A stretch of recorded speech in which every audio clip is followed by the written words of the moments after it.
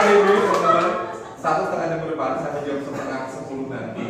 Jadi kita bareng-bareng ya, bareng-bareng buat belajar sama-sama tentang budaya positif.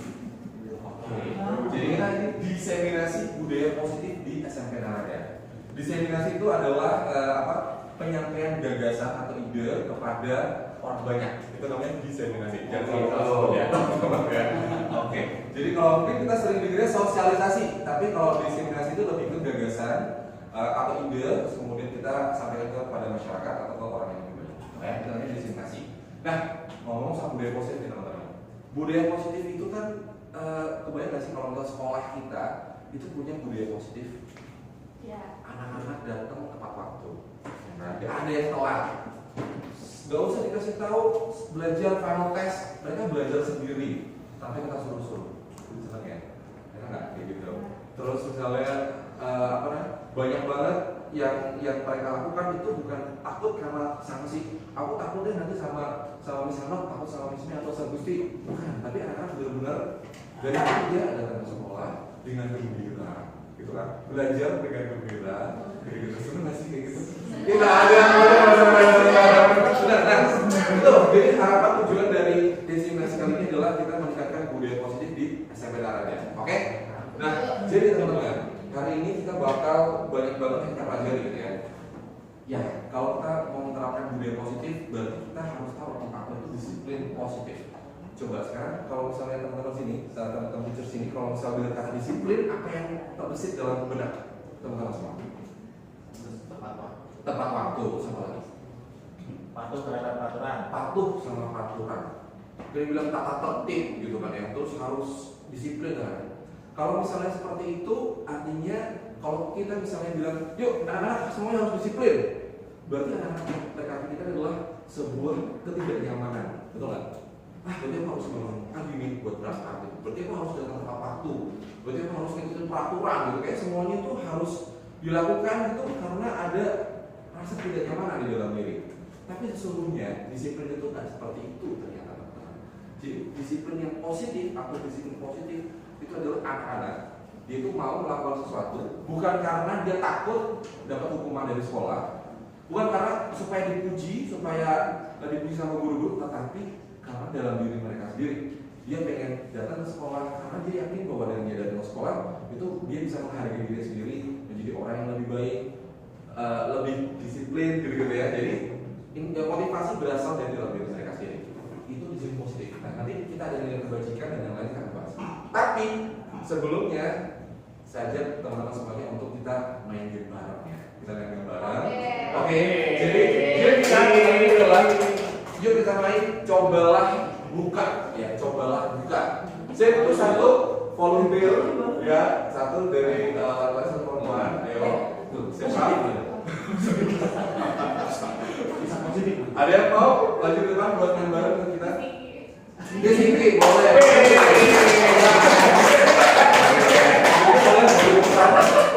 Ya, sini menuju ke depan. Lagi, lagi. Siapa? Mister Sani. Mister Sani. Ya, silakan di sini berdua. Jadi pertanyaannya adalah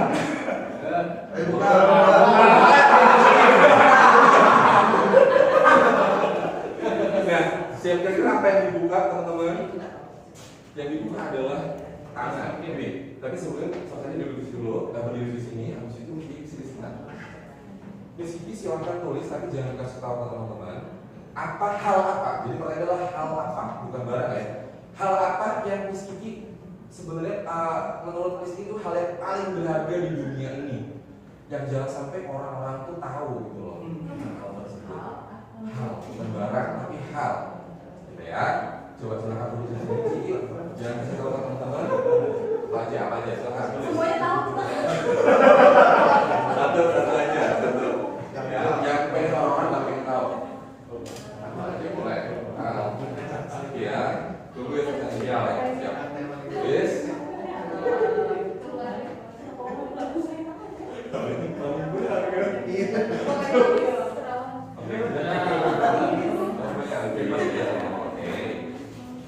Saya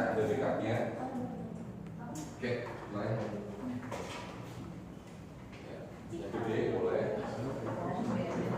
Ya, coba aja di ya, masih boleh, bebas. Gak boleh kan? Satu tuh kan?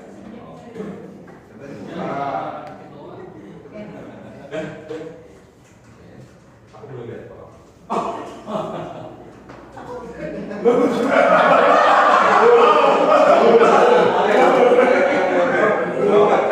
silakan sekarang di sini berdiri di sini. Coba. Nah, sekarang ini coba buka tangannya. Digenggam. Jadi nggak boleh dibuka kan? Ceritanya. Kelihatan kamera. Sini.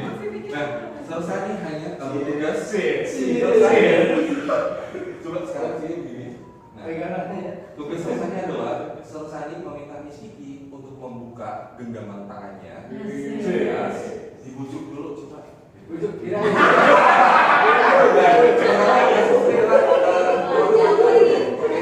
Dan saat dibujuk sama Sosani, Miss Kiki kasih tau kalau nggak mau buka alasannya kenapa.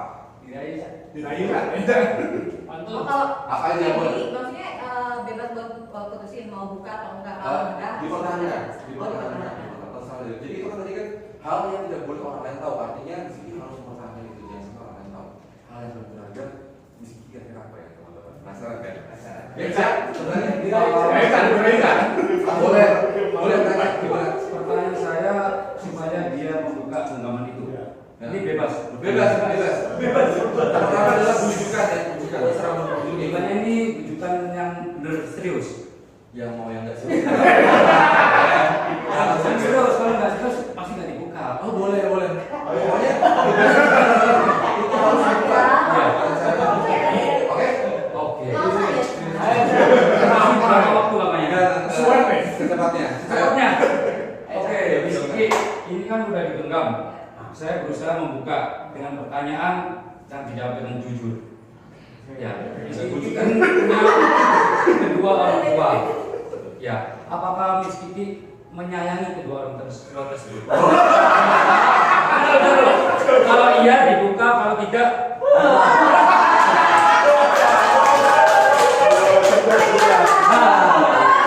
bukan dong berarti dong.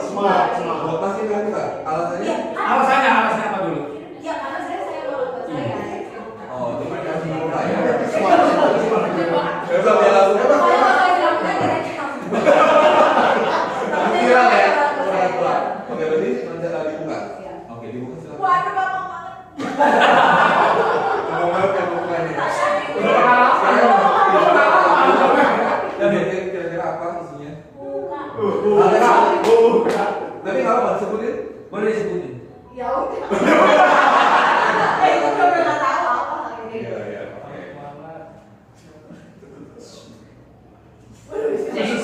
Warisan.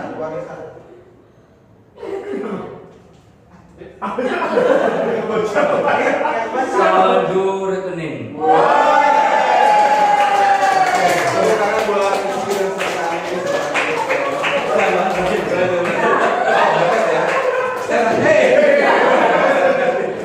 Oke, jadi tadi saya lihat ini ya. Kalau kemarin waktu di pelatihan saya tuh si orang yang pegang kertas di dalam tangan itu dia nggak membuka sampai selesai. Tapi selesainya sekali bujukan ya, langsung oleh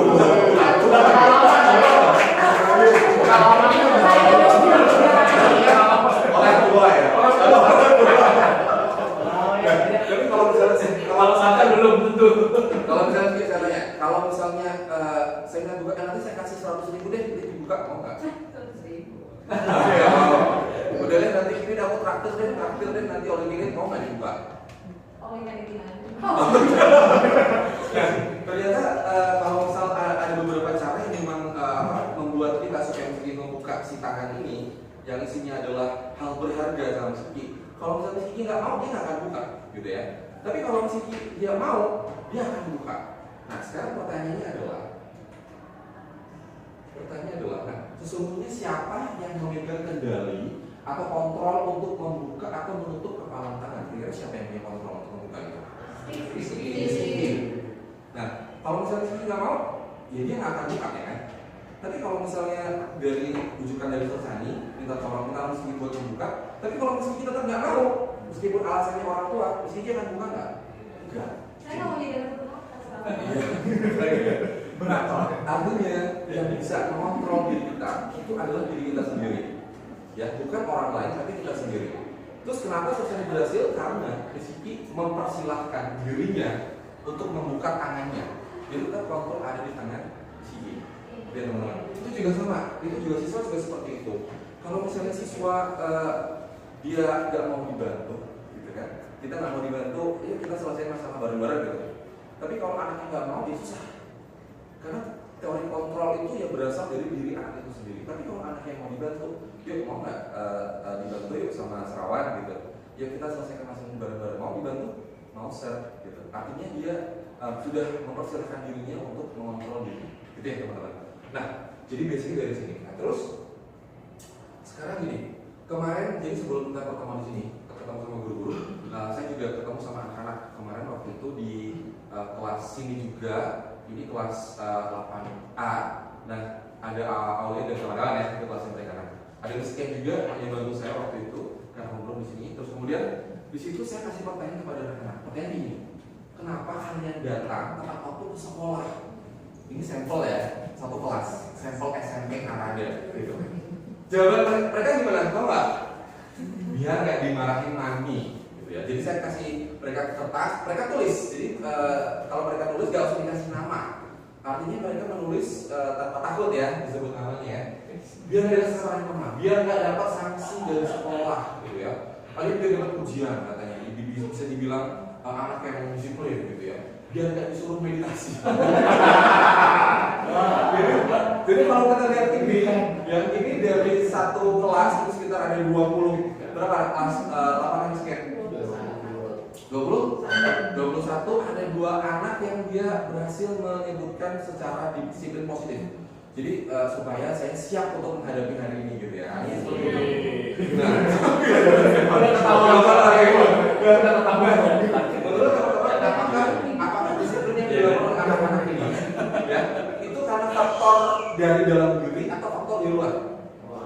Luar dong ya. Nih biar gak dimarahin mami berarti takut dengan hubungan. Biar dapat ujian berarti pengen dapat penghargaan. Jadi ini adalah bukan disiplin positif gitu ya. Tapi ya bukan disiplin positif gitu ya. Disiplin positif tadi ya siap menghadapi hari kemudian supaya saya menjadi anak yang berkualitas atau supaya menjadi lebih baik lagi ke depannya. Itu adalah disiplin positif. Sekarang kalau saya balik ke teman-teman ya. Kalau saya punya pertanyaan, kenapa teman-teman guru semua di sini datang ke sekolah tepat waktu? Biar nggak dipotong.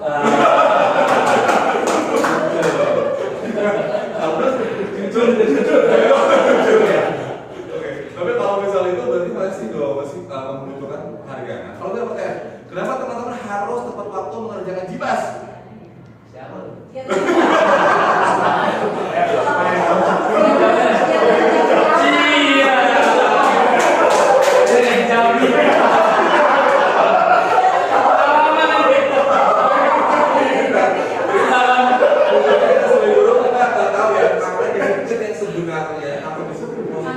Yang harus diterapkan untuk budaya sekolah, kemudian lebih baik harus oke. Nah sekarang gini, jadi disiplin itu adalah menumbuhkan disiplin yang didorong dalam diri. Jadi tanpa hukuman, tanpa hadiah, gitu ya. Jadi tanpa ada motivasi eksternal, gitu. Nah ini dia. Jadi budaya positif itu adalah perwujudan dari nilai-nilai kebajikan universal yang diterapkan di sekolah. Sekarang kalau kamu apa sih nilai-nilai kebajikan, gitu ya? Ya, itu adalah nilai yang telah disepakati bersama. Nah, kalau di Kanada kita ada kurikulum merdeka di 3 subjek ya, ada kurikulum Cambridge, kemudian kita ada school value, ya kan?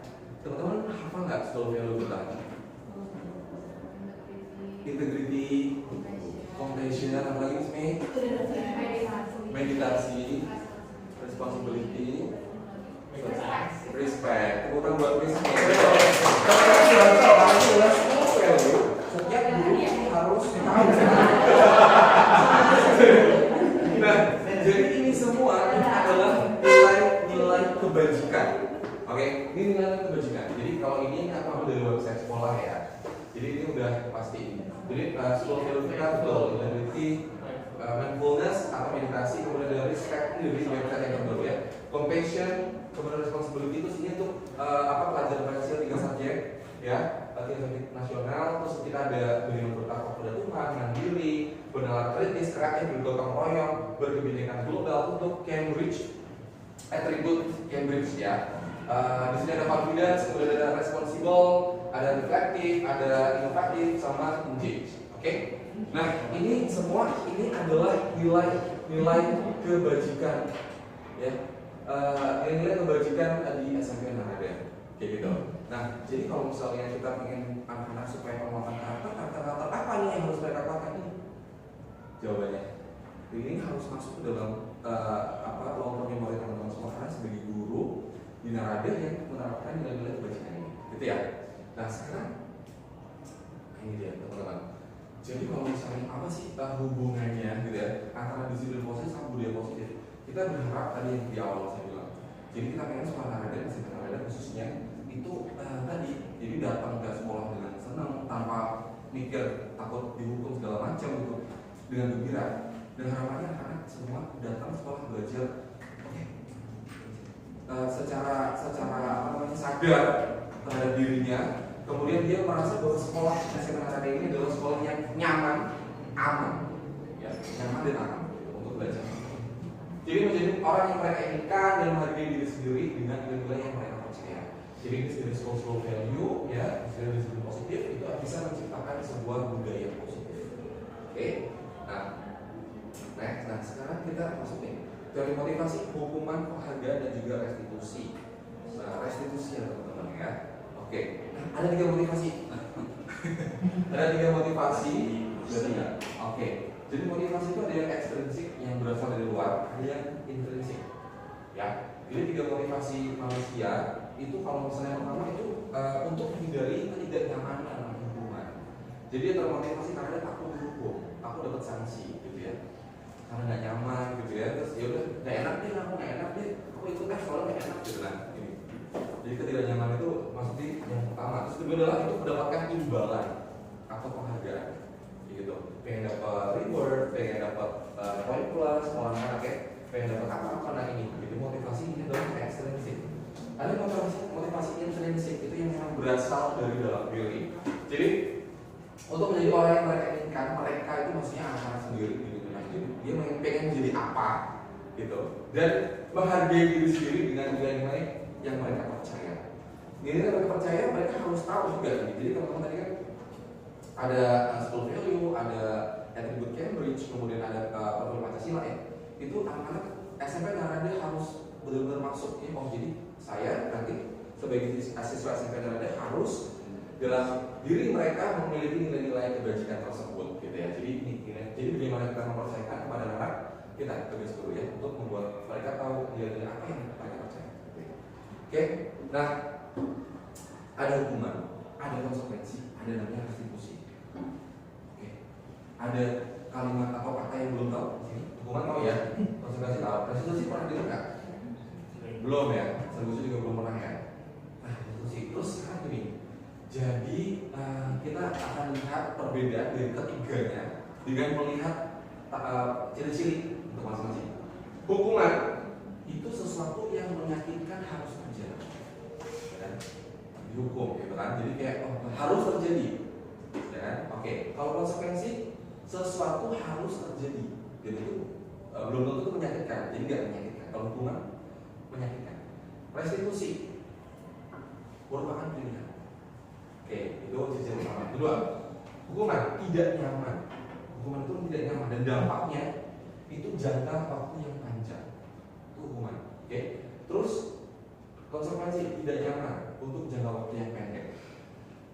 Pendek aja gitu ya. Kemudian kalau restitusi menguatkan anak dalam jangka waktu yang panjang. Oke. Jadi itu dia menguatkan anak dalam jangka waktu yang panjang. Jadi karena restitusi itu adalah mengajak anak untuk refleksi, untuk berpikir kalau misalnya dia ada kasus nih, dia datang ke kita dengan kasus restitusi, jadi solusi, kemudian dia mengakui kesalahannya, kemudian dia berpikir kira-kira yang dilakukan itu salah, apa kerugiannya, kemudian dia mencoba untuk mencari solusi atas apa yang sudah dilakukan, jangka waktunya panjang. Terus kemudian korban mendapatkan keadilan dia, ya kan? Karena kan pelakunya kan dia dihukum gitu, jadi korban pasti dapat keadilan adil. Tapi kalau yang konsekuensi korban itu bisa saja diabaikan. Jadi kayak karena ada kasus dengan A dengan si B jadi korban, si A kamu sudah melanggar peraturan ini, bisa jadi A dapat sanksi gitu ya dari konsekuensi ini, dapat konsekuensi, tapi bisa jadi si B ini dia diabaikan seperti itu. Kemudian korban mendapatkan gantinya adalah jadi adil gitu, win-win solution. Si pelakunya dapat imbal, dapat ganjaran gitu ya, sanksi, sementara si korbannya dia mendapatkan ganti. Jadi kayak ada nanti prosesnya adalah minta maaf, kemudian akan kembali ke lingkungannya lagi pelakunya gitu kan. Kemudian seperti biasa, jadi masing-masing itu mendapatkan win-win solution gitu ya, akan kembali ke kelasnya masing-masing dengan baik. Kemudian nextnya ada nih, murid akan tersakiti kalau hukuman. Murid dibuat tidak nyaman kalau konsekuensi pasti dong ya. Ini murid mendapatkan penguatan. Oke, jadi dia mendapat dari diri mereka sendiri. Oke, kemudian sistem tidak berjalan bila murid tidak takut. Jadi murid harus takut kan, kalau hukuman kan aku takutnya nanti gitu, karena dia akan melakukan sesuatu karena itu ada rasa takut. Memerlukan monitoring terus menerus, ya, gitu. Dicek lagi gimana nih perkembangannya anak-anak nih, gitu. Itu konsekuensi. Tapi kalau restitusi, murid akan belajar bertanggung jawab. Oke, ya. Kemudian murid akan membenci peraturan karena itu kan menyakiti mereka, gitu kan, dia tidak nyaman, pasti dia nggak suka dengan hukuman tersebut ya. Dan biasanya hukuman itu dia bersifat mendadak. Jadi kayak guru, yaudah kalau gitu kamu push up deh, tidak tertulis, mendadak langsung diucapkan guru kepada anak itu hukum. Ya, jadi yang ada hasilnya tidak akan, setelah itu mungkin anak akan benci sama gurunya, benci sama hukumannya dan lain-lain. Oke, nih murid menghormati peraturan, ya karena ada juga tata tertib segala macam, ya. Kemudian murid menghormati dirinya dan orang lain. Oke, karena di proses restitusi itu dia ada pertanyaan kayak misalnya, apakah yang kamu lakukan itu sudah benar? Kira-kira keyakinan mana yang kamu ambil, yang kamu langgar? Nilai kebajikan mana yang harus kamu tingkatkan? Apakah selanjutnya apa yang harus kamu lakukan? Oh, saya harus minta maaf kepada ini dan saya tidak akan mengulangi lagi. Kenapa kamu nggak melakukan? Kenapa ini itu menjadi merugikan kamu dan orang lain seperti itu? Oke, jadi makanya murid menghormati dirinya dan orang lain karena dia merefleksikan itu. Oke, next. Nah, ngomongnya peraturannya adalah kamu harus begini, gitu. Oh ini apa peraturannya? Coba ingat nggak peraturannya apa? Mampukah kamu melakukannya? Mampu nggak kira-kira? Terima kasih. Kalau ini sekarang apa yang kamu yakini? Yakini dalam hal ini adalah kayak kebersihan lingkungan, keselamatan, disiplin, tanggung jawab, apa yang kamu yakini? Terus apa yang bisa kamu lakukan untuk memperbaiki masalah tersebut? Jadi anak tersebut diminta untuk berpikir kira-kira apa nih solusinya, gitu. Bukan dari kita, gitu ya, bukan dari teman-teman, tapi anak tersebut sendiri yang menentukan. Kemudian model paksaan, ya kan? Kalau ini stimulus respon, gitu. Kalau ini teori kontrol tadi. Jadi kalau anak tersebut dia tidak mau menolong dirinya sendiri, sudah susah, nggak bisa. Jadi restitusi itu bersifat tawaran.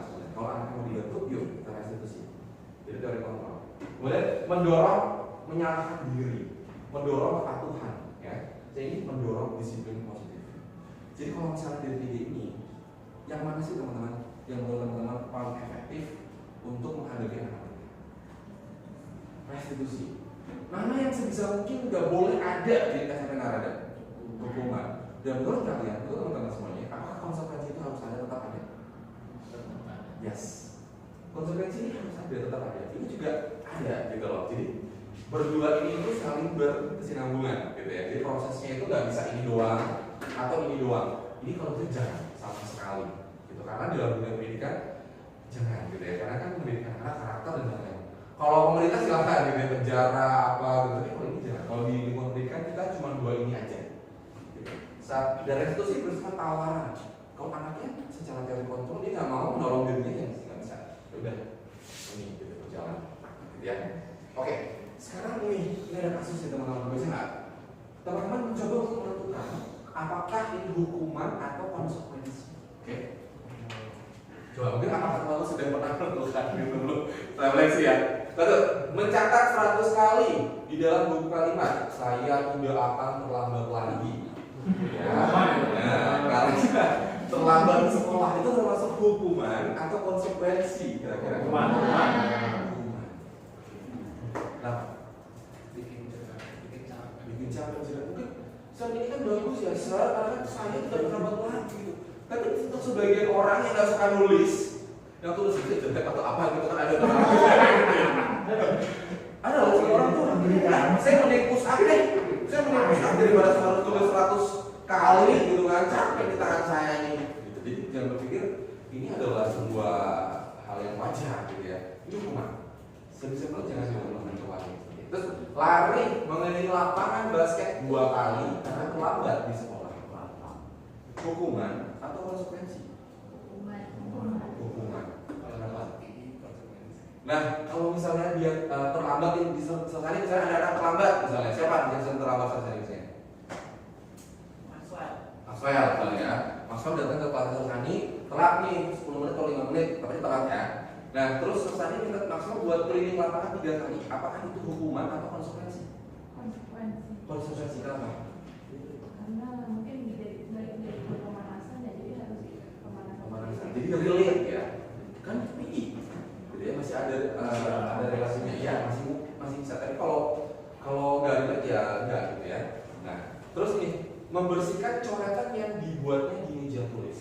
Karena dia sudah melakukan kesalahan, dia harus bertanggung jawab dengan menghapus, gitu, membersihkan coretannya. Murid diminta untuk push up 15 kali karena tidak menggunakan masker. Udah pasti ya, kalau push up itu bias. Tapi kalau misalnya di PI boleh. Ya, tapi tetap sesuai dengan kemampuan anak ya. Jadi jangan 100 kali push up ya. Udah terlalu berlebihan ya. Ini juga hukuman. Menggantikan kertas tugas teman yang telah dicoret-coret. Oke, konsekuensi dong. Udah coret-coret ya harus ganti lah.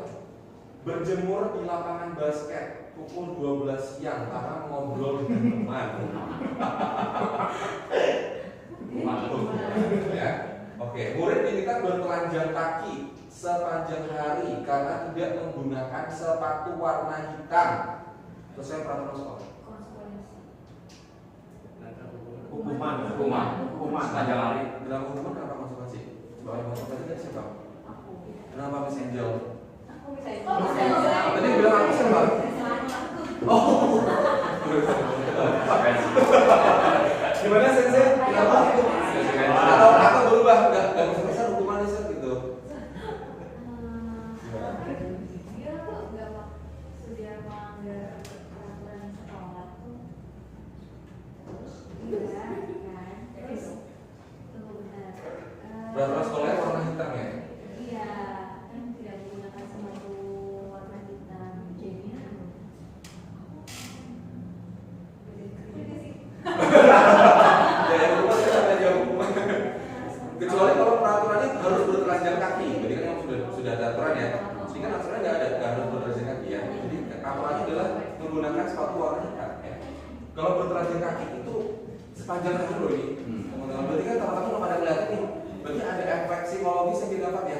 Malu apa gitu kan. Jadi dia udah tahu sakit juga menurut teman-teman. Sakit juga. Maksudnya kategori ciri-ciri hukuman ya, hukuman ya. Oke. Terus nih, berdiri di depan kelas sambil mengangkat kaki satu. Tidak bisa menjawab dulu ya. Hukuman. Oke, sekarang gini. Kalau misalnya gini, ya, sebentar. Dari semua poin-poin yang disebutkan nih, ya sesuai dengan apa yang sudah diaplikasikan. Ya, gimana kita? Ini tuh agak mirip-mirip apa ya? Gak bisa dibilang ini hitamnya gini, putihnya begini gitu, karena bisa jadi itu adalah kesepakatan kelas.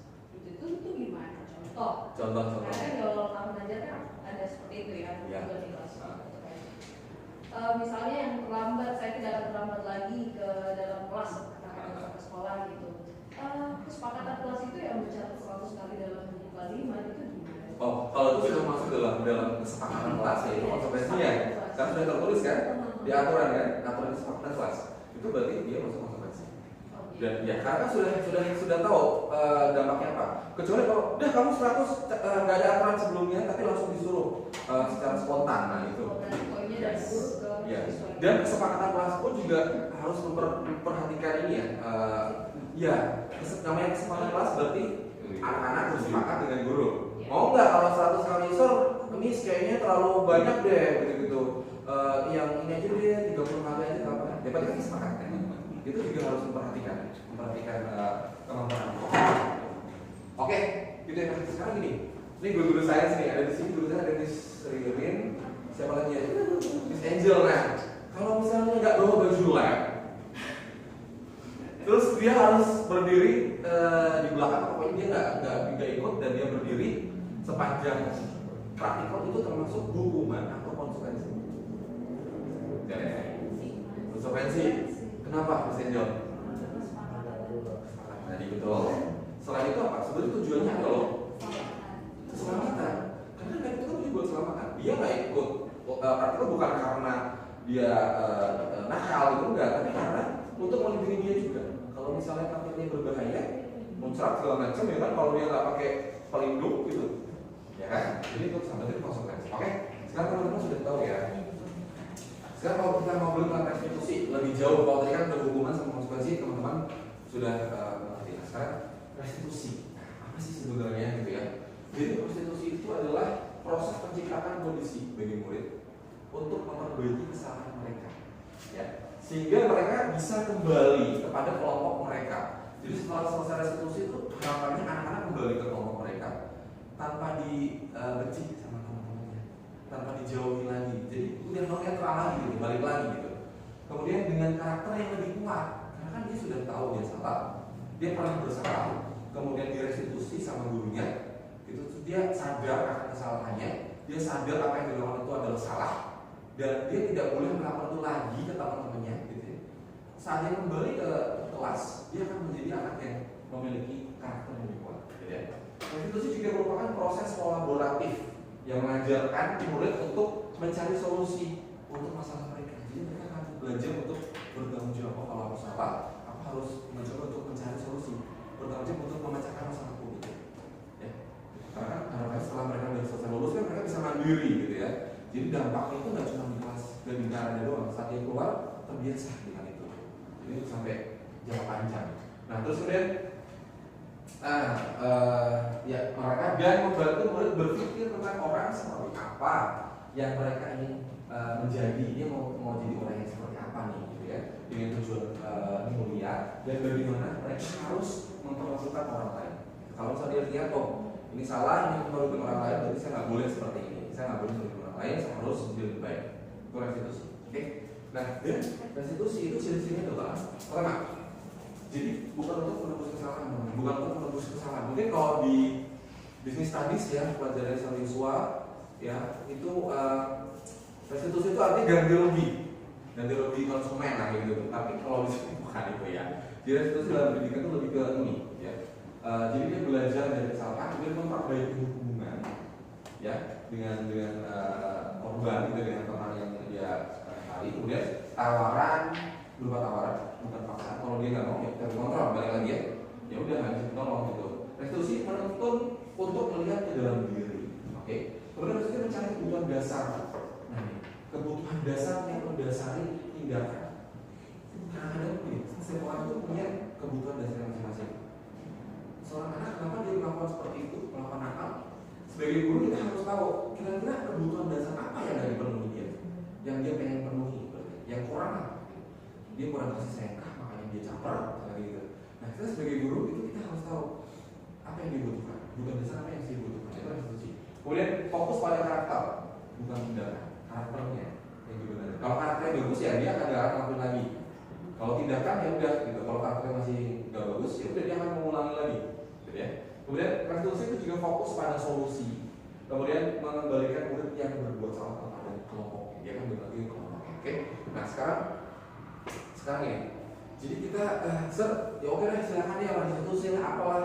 Restitusi itu tugas siapa sebenarnya kalau di SMA hari ini? Tugas Miss May aja, Miss Hano sama Sir Gusti aja kan?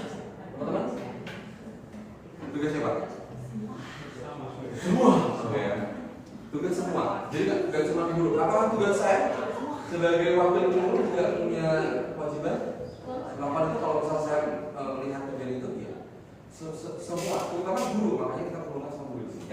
sekarang gini, kenapa kita untuk mewujudkan restitusi atau budaya positif, kita perlu namanya keyakinan kelas. Pernah dengar nggak sebelumnya? Atau misalnya kelas dulu ya, keyakinan kelas. Oke, jadi keyakinan kelas ini itu beda dengan tadi yang dikatakan sama Miss Mita, ada kesepakatan kelas atau agreement, gitu ya. Atau mungkin peraturan kelas deh, istilahnya bisa beda-beda gitu. Ya, itu beda. Gitu. Bedanya apa? Nah, sekarang ini, mengapa tidak peraturan saja sih, Sir? Kenapa nggak peraturan kelas saja kan selesai gitu ya? Kenapa harus ada keyakinan kelas? Ini akan menjadi pertanyaan ini. Kalau misalnya ada pertanyaan seperti ini, teman-teman jawabannya apa? Mengapa kita itu memiliki peraturan itu harus menggunakan helm bila mengendarai kendaraan roda dua? Kenapa harus pakai helm? Supaya apa? Keselamatan. Keselamatan itulah keyakinan kelas. Kalau jawabannya aku pakai helm karena ada ini ada operasi, Tahu ditilang. kalau ditilang lagi karena pakai helm ya orang dekat kok pakai helm, gitu kan, ada gitu ya. Ngapain pakai helm? Berarti kalau misalnya masih itu berarti itu jadi keselamatan, itu yang pertama. Keselamatan itu keyakinan. Kalau di kelas berarti keyakinan kelas. Mengapa kita memiliki peraturan 3M, menggunakan masker, mencuci tangan, dan menjaga jarak supaya kenapa harus memakai peraturan ini? Ya itu motivasi. Jadi kesehatan, ya kan? Kesehatan, keselamatan juga bisa. Keselamatan, kesehatan itu bukannya ada. Oke? Mengapa kita memiliki peraturan harus datang tepat waktu? Nah, tadi kita bahas. Jadi, oke ya.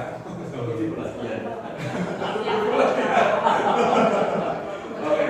Nah, terus, untuk mendukung motivasi intrinsi kembali ke keyakinan yang telah menggerakkan seseorang dibandingkan mengikuti serangkaian peraturan yang jadi ini. Jadi kalau misalnya kita peraturan itu cuma peraturan aja, sebagian besar dari kita dia akan ya udah peraturan ini harus dilakukan karena peraturan, bukan karena sadar dalam diri kita ada namanya keyakinan tadi, keselamatan, kebersihan dan lain keyakinan. Jadi kalau di kelas cuma ada peraturan kelas, cuma ada kesepakatan kelas, tanpa kita kasih tahu ini apa nih keyakinan kelasnya apa gitu ya, percuma, ya kan? Kalau misalnya dia nggak tahu ya dia akan bisa ngulangi lagi. Jadi perlu ada keyakinan. Nah sekarang di sini teman-teman ada dua contoh. Satu yang ini, dua yang ini. Ini tulisannya kesepakatan kelas ya. Ini tulisannya juga kesepakatan kelas atau peraturan kelas. Menurut teman-teman, yang mana yang merupakan keyakinan kelas? Nggak kelihatan ya? Saya bacakan ya. Oke, di sini datang tepat waktu, mengucapkan salam. Kan mungkin di sekolah teman-teman pernah ada ya seperti ini ya. Menjaga kebersihan sekolah, terus berdoa sebelum dan sudah kegiatan, aktif dalam pembelajaran, tertib. Oke, dan sebelah sini kami guru dan murid yang saling menyayangi. Oke, kami murid yang bersemangat belajar. Oke, kami murid yang peduli dengan teman-teman. Berarti di antara kedua ini yang pertama atau kedua? Kedua. Ini adalah keyakinan kelas. Nah harus tertulis dan harus ditempel di setiap kelas. Karena anak-anak supaya dia tahu. Jadi saat kita melakukan restitusi, keyakinan mana yang sudah kamu langgar? Karena ini sudah dari awal kita sudah ada ini. Dan keyakinan kelas itu bisa direvisi. Jadi saat ada kejadian yang tidak ada keinginan, kita ajak teman-teman, anak-anak buat, yuk kita sama-sama masih ada nih keyakinan yang belum ada, kita masih kita tambah itu bisa. Jadi oke. Nah ini jadi kalau misalnya dalam sebuah lingkaran ini peraturan kelas itu akan diubah keyakinan kelas, akan menciptakan lingkungan yang positif dan terbentuknya budaya positif. Kalau budaya itu berarti udah kebiasaan ya, jadi udah nggak dibilang. Nah ini peraturan kelas misalnya kayak selalu kembalikan ke tempatnya dari kantor, ya. Dilarang mengganggu orang lain, jadi menghormati orang lain. Gitu. Terus ini hadir di sekolah 15 menit sebelum belajar mulai, menghormati orang lain, ya, menghormati waktu juga. Guru yang berkomitmen. Dilarang melakukan kekerasan untuk keselamatan, ya, untuk menghormati orang lain. Dilarang menggunakan narkoba, kesehatan. Narkoba kan bisa bikin sakit ya. Kemudian bergantian dan menunggu giliran, jadi menghormati orang lain, bersabar. Kemudian ini gunakan masker, kesehatan, keselamatan. Oke. Terus jangan berlari di kelas atau koridor, keselamatan juga, keamanan juga. Ini adalah keyakinan kelas, ini peraturan kelas. Harapannya nanti kita tidak hanya ada peraturan kelas yang kelas, karena itu akan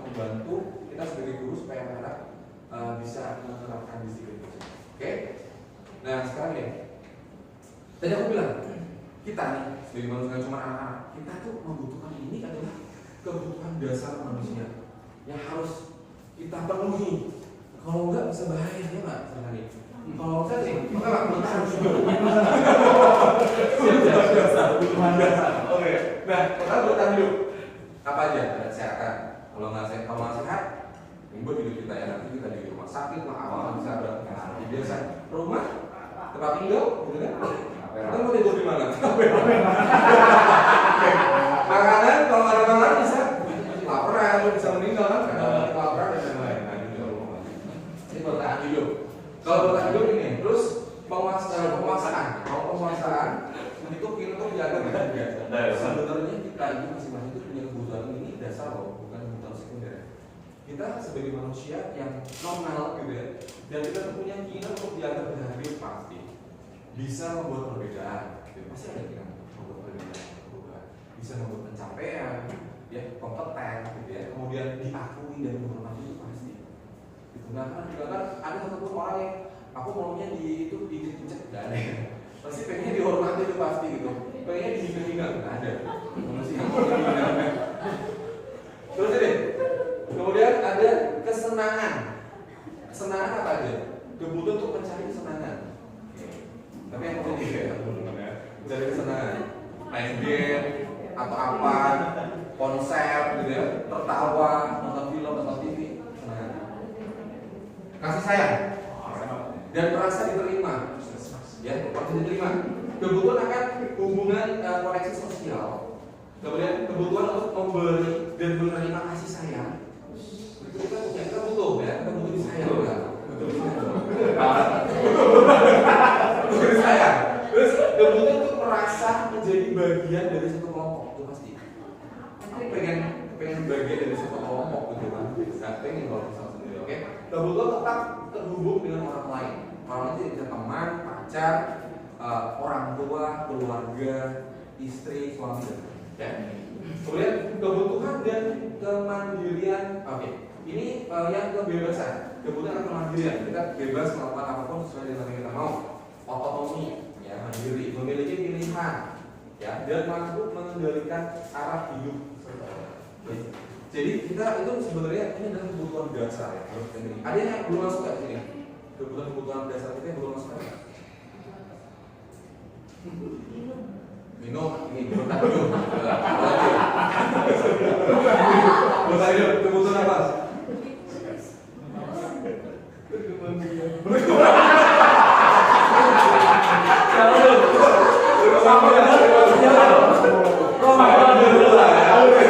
Kira-kira masuk yang mana?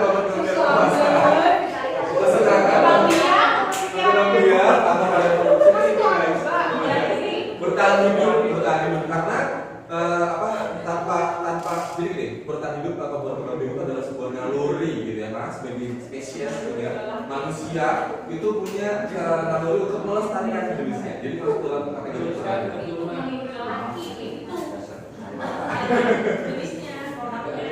oke, gitu ya.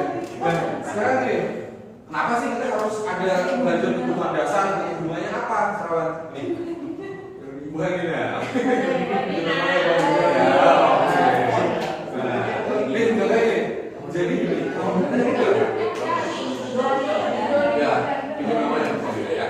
Kalau misalnya kita hadapi anak-anak kita, anak kita misalnya dia nakal di kelas, kemudian apa segala macam, kita harus kenali dulu kira-kira kebutuhan apa yang sebenarnya dia butuhkan gitu ya. Kenapa harus seperti itu? Nah, seperti dulu ada yang harus tahu. Ya, ini misalnya nih ada kasus Ibu Handina, ya. Ibu Handina guru wali kelas 7B di SMP sedang bingung menghadapi ulah salah satu murid kelasnya namanya Doni. Oh,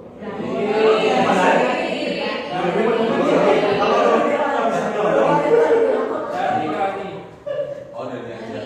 Dani siapa Dani? Oh, ya untuk Doni. Kita nggak tahu Dani namanya Doni. Ini yang fiktif. Ya. Oke. Kenapa Doni namanya repot? Beberapa anak di kelas 7B telah datang padanya dan mengeluhkan kalau Doni itu seringkali meminta bekal makan siang, ya. Malah kan? Dengan paksa. Laporan ya, nah jika Anda sebagai guru gitu ya, khususnya Handina menghadapi situasi seperti Ibu Handina ya, kira-kira apa yang akan Anda lakukan sebagai gurunya? Kemudian menurut Anda kira-kira apa alasan Doni melakukan itu? Oke, saat ada teman-teman guru melihat itu, kemudian melihat Doni yang malak gitu ya. Nah, tanya dulu, pasti tanya dulu, Doni kenapa melakukan itu kan gitu kan? Kalau jawabannya adalah saya lapar Bu dan mama saya tidak membawakan bekal makan siang.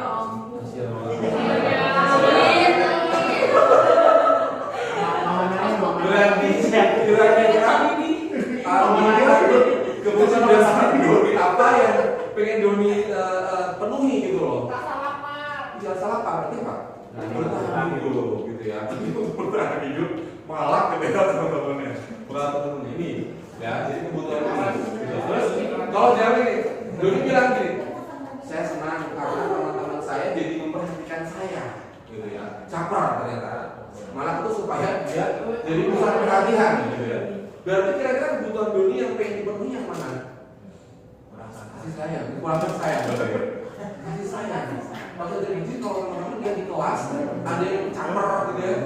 Berarti dia ketahuan nih di rumah kayak gimana? Ya, berarti dia kurang kasih sayang, jadi rasa diterima di rumah kurang. Oke, terus kalau jawabannya gini, nanti ini Bu biar teman saya jadi takut sama saya Bu, gitu ya. Dan menuruti keinginan saya, jadi preman ya, supaya teman-teman takut. Berarti kira-kira kebutuhan dasar apa yang pengen dipenuhi? Berpuasa, memuaskan. Nah, terus gini, jawabannya gini. Saya bosan Bu, saya bosan betul saya Bu, karena mama saya itu masakannya itu sama gitu. Ya. Tapi teman-teman saya tuh makanannya beraneka ragam Bu, beda-beda jadi saya pengen coba.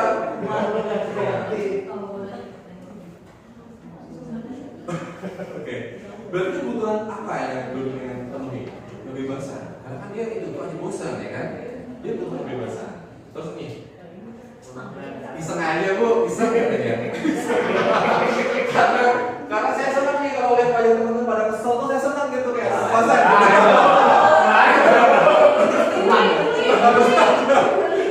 Siapa nih ya? Kesenangan. Jadi dia membutuhkan kesenangan. Jadi di rumah dia nggak bisa mendapatkan itu. Nah, sekarang teman-teman tahu ya.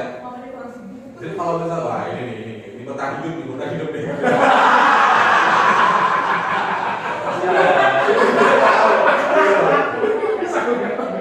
Nah, ini.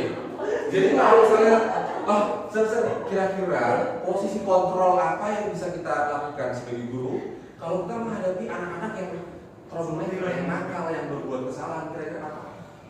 Apakah teman-teman selama ini melakukan posisi kontrol yang benar atau posisi kontrol yang salah, gitu ya? Jadi ada 5 sebenarnya posisi kontrol ya teman-teman. Oke. Coba kira-kira pernah nggak ini jujur aja ya. Jujur awal bahkan kita kan sedang sama-sama belajar ya. Kalau misalnya ada yang nakal nih, kemudian pernah nggak bilang, kamu tidak melakukannya, awas ya, pernah nggak gitu? Rasakan ya kamu yang kamu nakal makanya. Pernah nggak kayak gitu teman-teman? Pernah. Gue pernah. Nah, itu adalah penghukum. Itu adalah posisi penghukum. Udah kamu pusat aja deh, terus saya nggak mau tahu deh, saya kecewa sama kamu nggak? Ya. Oke, terus gini, kalau misalnya yang kedua, pernah nggak kayak gini? Aduh, kamu tuh seharusnya sudah tahu lah, kan udah ada peraturan. Kalau saya lelah deh, lu capek deh, saya stres.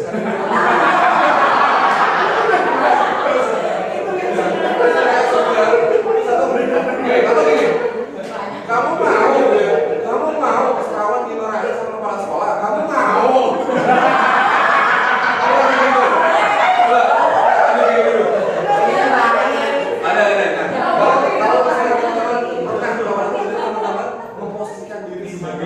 Membuat merasa bersalah, gitu ya.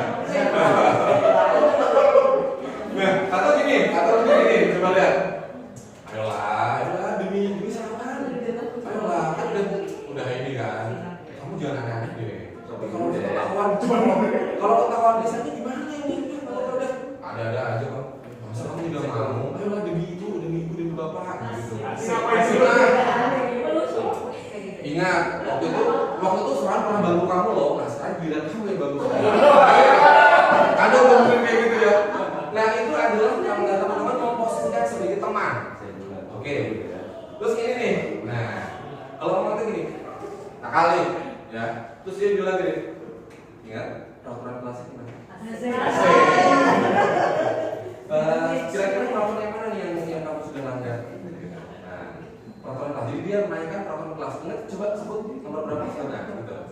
Itu adalah pemantau. Pemantau. Ingat kemarin yang sudah saya minta bawa apa aja? Coba, kok kamu nggak bawa? Nah, jadi kita lebih ke data gitu ya. Jadi itu adalah pemantau, ya, teman-teman. Terus ada juga ini. Nah, manajer, posisi manajer kayak gini. Jadi nakal nih. Oke, terus tanpa emosi, stabil aja, emosinya stabil aja, nggak usah marah-marah gitu ya. Apa yang sudah kamu sepakati, gitu. Ini ceritanya dari sekarang kelas, kamu sudah kamu sepakati. Apa yang bisa yakini? Apa yang bisa yakini? Kemudian apa yang bisa kamu kerjakan untuk memperbaiki masalah tersebut? Asik. Ya. Bisa ya, bisa apa? Untuk bantuan. Kita bareng-bareng kita sama-sama masalah ini. Kira-kira apa? Itu adalah manajer. Nah, sekarang saya mau tanya teman-teman, sudah pernah ini coba jujur pernah? Ini pernah nggak? Ini pernah nggak? Ada nggak? Ada yang pernah nggak? Ini pemantau nggak? Ini kira-kira yang terbaik dari kelima posisi ini mana? Yang terbaik dari Tergantung anaknya. Tergantung anaknya. Tapi kadang-kadang kalau di lapangan beda ya. Tapi kalau misalnya kita sebagai guru gitu ya, saat menghadapi setiap anak, manajer itu adalah posisi yang terbaik gitu ya. Tapi terpadu antara manajer dan pemantau. Karena kita juga harus kembali lagi sama artinya kelas, kelas gitu kan. Jadi di dua ini yang kalau the best yang ini, tapi kalau kita dibilangkan perpaduan ini oke, sarankan gitu ya. Kalau gue itu nggak bos, menghukum. Nah, tapi tidak semua ini kita ngomongin anak-anak yang normal ya. Anak-anak yang berhubungan khusus tuh sulit ya, untuk yang ini sulit gitu ya. Gitu. Jadi untuk anak-anak yang tidak berhubungan khusus gitu ya, normal aja. Nah, sekarang nih. Saya kecewa sekali dengan kamu. Tapi apa? Membuat merasa bersalah, ya kan? Terus ini, bahwa kamu tidak pernah benar yang kamu kerjakan. Tunggu, ya, tunggu. Ayolah, lakukan demi ibu, demi bapak.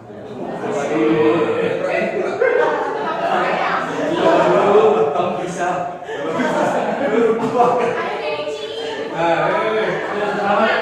Sabar dulu, bisa.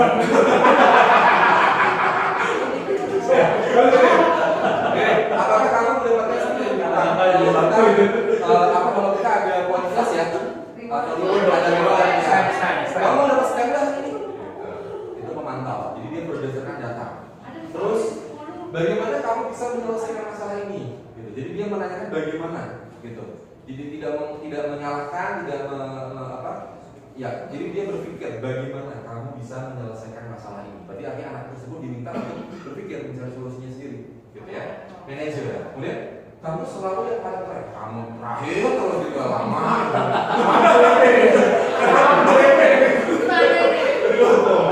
Nah, jadi teman-teman sekarang sudah tahu ya mana yang terbaik ya.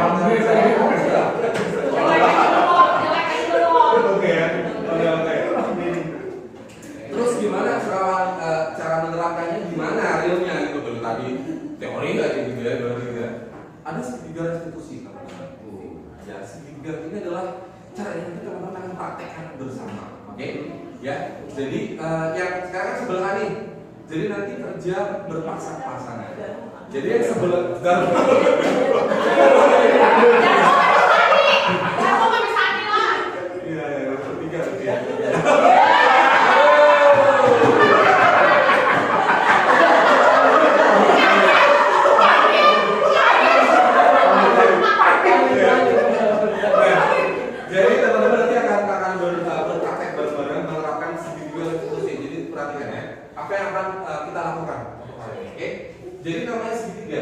ada 3 tahap dan itu boleh berurutan, nggak harus berurutan, jadi boleh selang-seling, gitu ya. Jadi 3 tahap itu tersebut apa? Yang pertama itu adalah menstabilkan identitas, ya. Kenapa gitu? Karena kalau misalnya anak yang datang dan dia bersalah, gitu kan, tapi kan ceritanya si anak tersebut kan dia gagal karena dia bersalah, orang gagal dalam kutip ya. Tugas kita sebagai guru pertama dalam menstabilkan identitas, kita memastikan anak tersebut yang merasa dirinya gagal diubah menjadi tidak gagal atau berhasil. Caranya gimana? Caranya seperti ini. Setiap orang tuh pasti melakukan kesalahan, jadi dia nggak merasa dirinya gagal gitu kan, cuma dia doang yang gagal. Gitu. Terus kamu juga satu-satunya yang pernah melakukan ini kok. Gitu. Dulu Pak Awan waktu SMP juga sama, karena kok kayak gitu apa wajar, tidak ada manusia yang sempurna. Asik. Nah itu adalah menstabilkan identitas. Jadi identitas anak yang gagal tersebut, ya dalam tanda kutip, itu kita stabilkan supaya dia tidak merasa gagal. Jadi pertama distabilkan dulu. Nah setelah itu apa? Gitu. Validasi kebutuhan atau validasi tindakan yang salah. Itu sama. Jadi kebutuhan berhubungan sama tadi kita harus kayak kita nanya gitu ya, kenapa kamu melakukan itu? Kira-kira nih kamu tentu punya alasan mengapa melakukan itu, ya kan? Kemudian adakah cara yang lebih efektif untuk mendapatkan apa yang kamu butuhkan? Jadi kita pancing, kita kasih beberapa pertanyaan yang membuat dia berpikir, oke, kamu tadi harus nyontek kali. Apakah yang kamu lakukan itu salah? Gitu ya. Pastikan dia yang salah. Kenapa salah? Gitu. Terus kemudian kira-kira tindakan apa yang akan kamu lakukan kalau kamu melakukan itu? Gitu. Minta maaf sama Miss Ririn, misalnya kan menyebut di kelas Miss Ririn. Tindakan, jadi validasi tindakan, validasi kebutuhan. Seperti itu. Biasanya anak nanya dia soalnya saya ini di rumah saya nggak bisa belajar karena saya harus merawat anak saya yang sakit, misalnya gitu ya. Nah itu akan ketahuan soal di sini, validasi kebutuhan atau tindakan yang salah. Kemudian menanyakan keyakinan. Ini pentingnya di kelas untuk ada namanya keyakinan kelas selain peraturan kelas. Jadi kita bisa tanya, nilai-nilai apa yang telah kita sepakati? Kamu melanggar keyakinan yang mana? Gitu. Keselamatan. Jadi besok tadi kamu harus pakai masker kan untuk keselamatan. Ya, gitu. Kamu ingin menjadi orang yang seperti apa? Gitu. Itu jadi pastikan anak-anak mengerti kalau dia itu oke. Kan dia udah melanggar, dia sadar kalau dia salah, gitu, dia tahu apa yang harus dilakukan, gitu kan. Jadi harus diarahkan apa keyakinan yang sudah kamu langgar seperti itu. Oke. Nah, jadi kalau ini diterapkan, maka kalau peraturan kan setelah mereka lulus dari SMP dan selesai, kan peraturan tidak berlaku lagi. Tapi kalau kita melakukan restitusi, ya, maka sampai nanti dia lulus SMP, bahkan nanti kuliah, dia akan terus ingat gitu. Setiap kali ada permasalahan, dia tahu bagaimana cara menyelesaikan, gitu ya. Nah, sekarang ini dia stabilitas, jadi kayak berbuat selain hal yang manusiawi. Kok nggak ada manusia yang sempurna? Bapak juga pernah bermasalah kok, pernah aja, gitu ya. Terus kita pasti kok bisa menyelesaikan masalah bersama-sama, gitu.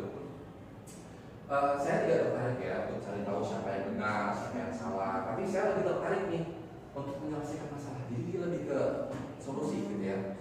Gitu. Terus kemudian kalau kamu menyalahkan dirimu sendiri terus, apakah kamu bersikap baik pada dirimu sendiri? Ya, itu kan kadang-kadang ada anak yang seperti itu ya. Ini masalah ini. Terus kemudian validasi kebutuhan tindakan yang salah, misalnya nih, kamu bisa aja yang melakukan hal yang lebih buruk, tapi kamu tidak melakukannya. Bagus nih, kamu bisa aja mungkin menyakiti diri sendiri atau apa gitu ya. Tapi kamu tidak melakukan itu, bagus loh, gitu karena. Gitu. Terus kamu pasti punya alasan mengapa melakukannya. Lebih ke tindakan-tindakan yang dilakukan. Kemudian apa yang penting bagi kamu? Kemudian kamu boleh tetap berusaha menjaga sikap itu, tapi tambahkan sikap yang lain yang baru. Kemudian maukah kamu belajar cara lain untuk mendapatkan yang kamu butuhkan? Tanpa harus mengumpul. Apakah kamu bisa melakukan itu dengan lebih baik besok lagi? Karena restitusi itu kan membuat anak berpikir kira-kira solusinya apa. Sebagai guru jangan iya aja ya. Kalau misalnya dia misalnya ada seorang anak, dia punya salah sama salah satu gurunya karena disuruh kerjain schoolwork tapi nggak mau, cuma ketawa-ketawa doang gitu ya, berarti gitu. Nah, berarti kalau misalnya dia kira-kira kan udah nih tahap validasi tindakan itu ya. Kira-kira kamu lakukan salah ya. Kira-kira apa yang bisa kamu lakukan untuk menyelesaikan masalah ini? Saya nanti akan meminta maaf lewat email, Pak, gitu. Kan kayak ini kok kenapa nggak langsung gitu? Nah, jangan iya aja. Apakah kamu yakin dengan berkirim email itu akan lebih baik? Apakah ada cara lain nggak yang lebih efektif gitu? Jadi dia tetap dicari gitu kan, kita bisa mengira-ngira kira-kira apa nih yang digali, namanya kadang dia tidak sedewasa kita ya, jadi kita perlu menggali lagi, mengarahkan lagi ke yang efektif. Kemudian menanyakan keyakinan ya, apa nilai yang percaya ya, yang kita percaya di kelas atau di sekolah kita, nilai-nilai universal apa atau nilai kebajikan apa yang kita sepakati. Kelas yang ideal itu seperti apa sih? Kamu ingin jadi anak seperti apa? Apakah kamu yang kamu rasakan apa? Gitu ya. Ketika kamu melakukan itu, kamu jadi orang yang seperti apa? Nah, itu adalah menanyakan keyakinan. Nah, sekarang kita praktek ya teman-teman. Oke, kita praktek. Di atas meja itu sudah ada kasus ceritanya, sudah ada kasus, dan saya minta teman-teman untuk sweet. Yang menang akan jadi gurunya, yang kalah jadi siswanya.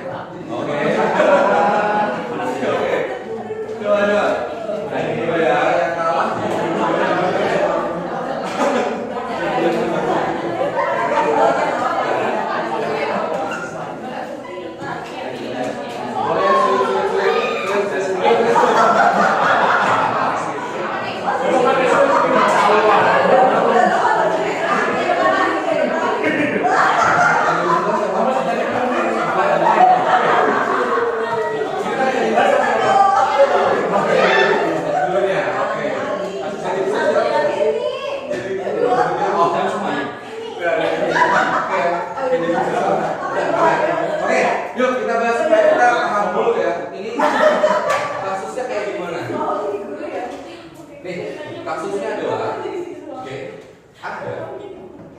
Adalah seorang wali kelas 8 SMP Anda pada saat jadi makan siang Anda melihat salah satu murid Anda bernama Amira ya ini siapa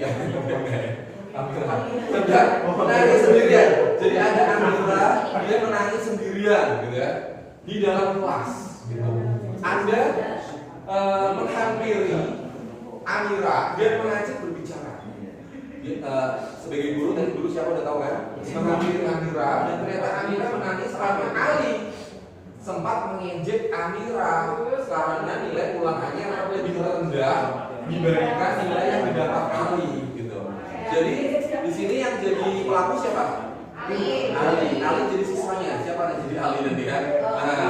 Dari Ali. Nah, Anda sebagai guru merasa bahwa ada keyakinan kelas yang tidak diikuti oleh Ali, dan akhirnya sebelum sekolah Anda mengajak Ali untuk berbicara. Nah, ceritanya sudah ketemu di ruangan yang disepakati di bawah gimana? Oke. Terus pertanyaan adalah kira-kira yang sudah dilanggar sama Ali itu keyakinan kelas yang mana? 34. Oke ya, perlu maksudnya setiap anggota 234. Kan si Ali kan dia ngejek nilainya jelek ya, Amira nilainya jelek. Gimana Miss Mei? 3 dan 4. Oke, setiap anggota perlu saling menghargai ya. Meskipun jelek ya udah, kenapa gitu? Jangan diejek ya. Ya. Terus setiap anggota kelas perlu merasa aman. Karena kalau dulu diejek dia nggak merasa aman lagi gitu ya. Jadi nggak nyaman gitu ya di dalam kelas. Oke. Berarti melanggar pilih kelas yang 3 dan 4. Oke. Dua kan dah, Amira juga senang. Oh, Amira sih. Ini Ali yang sudah dilanggar sama Ali. Dan kita ngomong sama Ali. Dia kan membuat kan setiap anggota kelas. Kan dia membuat anggota kelas lain jadi nggak senang dong. Dianya merasa senang. Tapi kan fokusnya ke itu doang. Oh, jadi si Amira. Oke. Si Amira dia tidak merasa senang karena dia sudah diejek seperti itu ya. Oke. Ya, jadi dia melanggar ini ya. Tapi kan si Ali senang. Ali senang mengejek, jadi dikata-kata.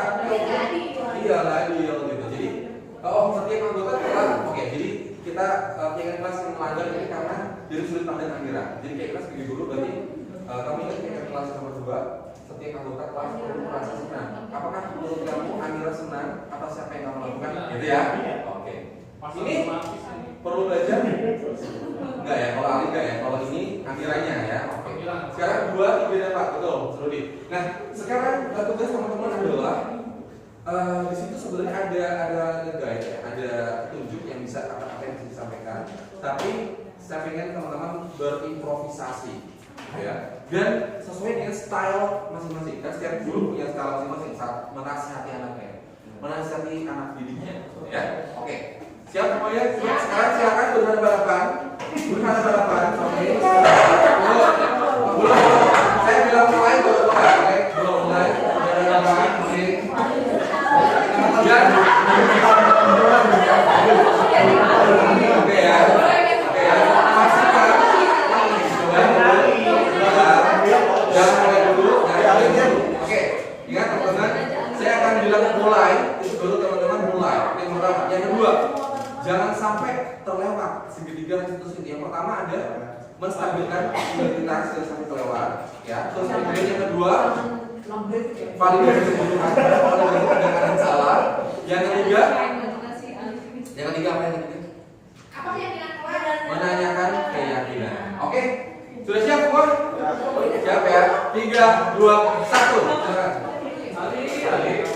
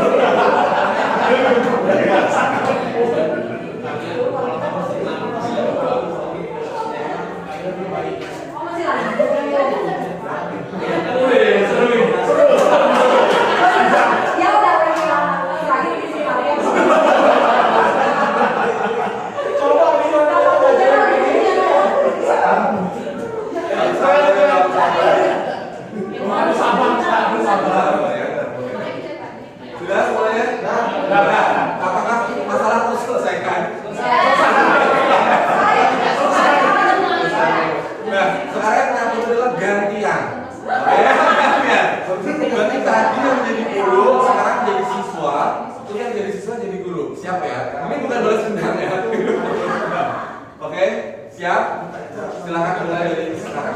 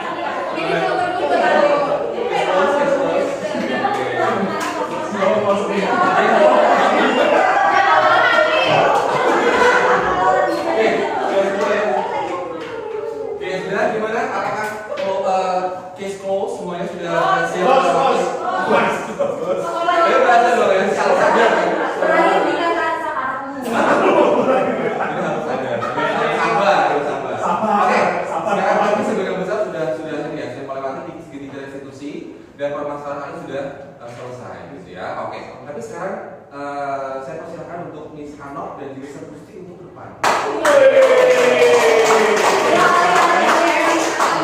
Baik, akan mensimulasi apa yang sudah dilakukan tadi ya. Yang jadi siswa tadi harus Ali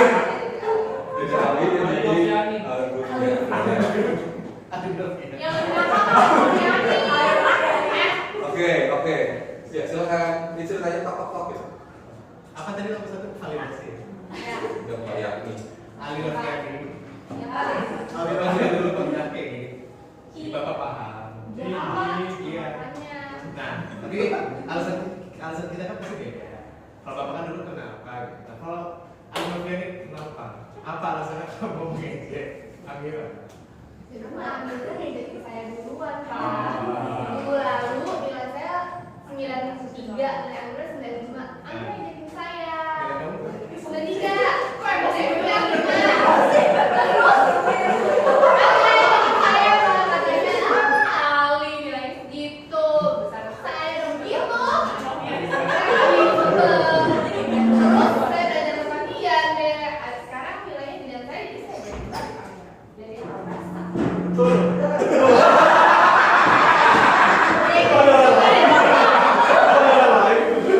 Terus geng gue. Oh, situ namanya Prima Fede sama Ali. Menjiwai. Coba kamu merasa pengen ngebales tuh karena apa? Apa yang ingin kamu raih dengan ngebales ke Amira? Tapi saya mau tunjukin Amira itu bisa. Betul, penguasaan. Masa. Oke. Jadi penguasa lah. Kamu Scorpio ya?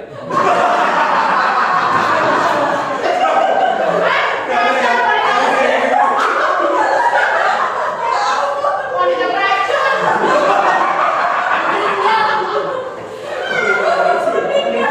Kalau bapak ini kayak zodiak kamu.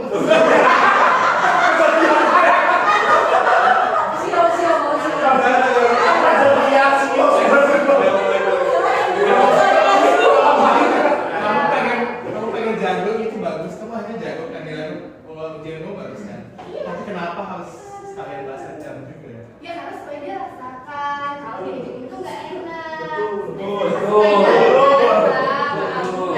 Jadi kamu tahu diajak itu nggak enak dong. Iya. Sesuai nggak sama kayak kelas kita yang setuju kemarin? Ya Amira tidak menghargai. Amira yang luar biasa kita.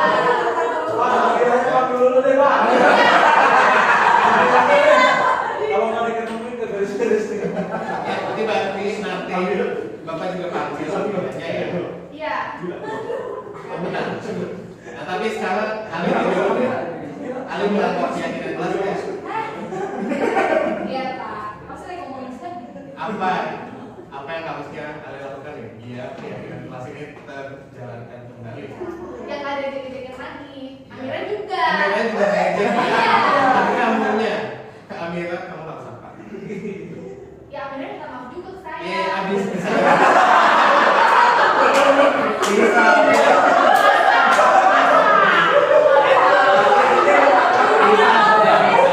Amira udah minta maaf. Terus kamu akan berubah. Udah, Mas tahu tapi kalau Amira minta maaf ya Pak, kalau enggak saya nggak minta maaf juga. Bisa sih, udah gitu aja Pak. Ya. Udah gitu aja Pak. Dia enak gini.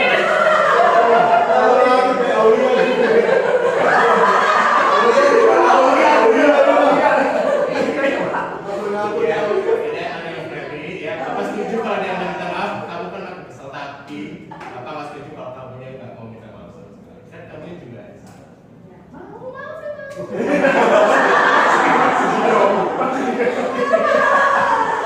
Mau saya mau. Bapak senang kamu bisa Bapak percaya kamu bisa menjalankan keyakinan kelas. Bagus kalau ujian kamu bagus bisa menguasai itu materi itu, Bapak senang. Ya betul. Saya kalian ngomong. Oke, sekian.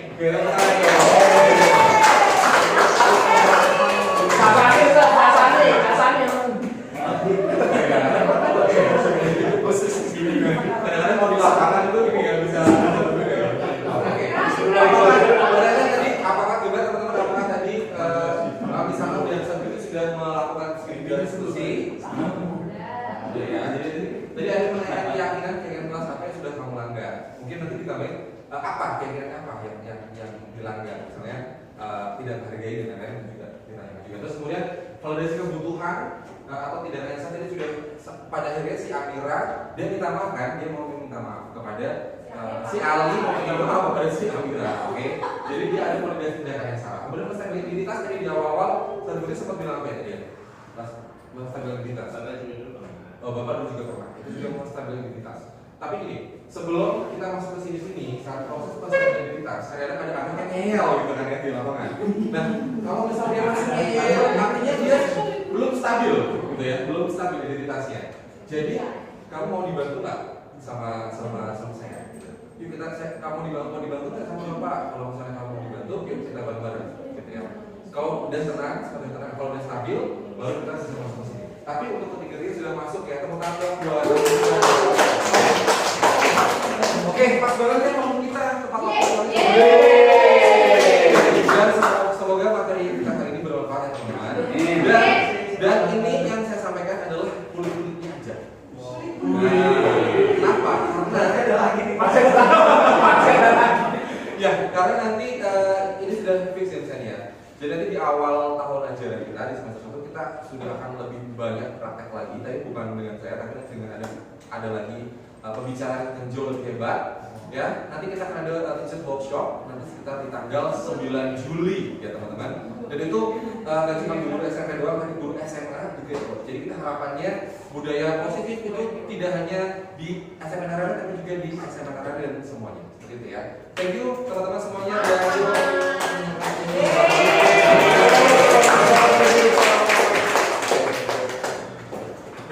Silakan saya kembali ke